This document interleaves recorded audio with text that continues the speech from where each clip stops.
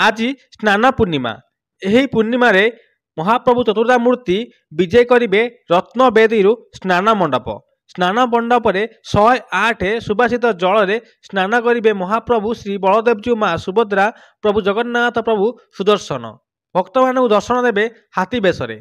धाड़ी पहड़ी विजय करेंगे रत्नवेदी स्नान मंडप।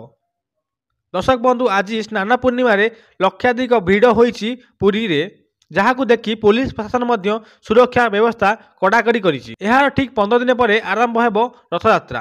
वर्षकु महाप्रभुंकर दुईटी यात्रा पड़ी थाए, गोटे है स्नान यात्रा आउ गोटे है विश्व प्रसिद्ध रथयात्रा।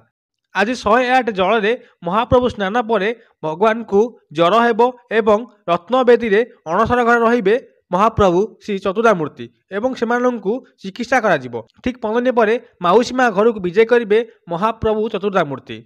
दर्शक बंधु कमेंट करी कहतु आपण मैंने आज आपण मैंने पुरी आसी ना रथयात्रा आसुचंती।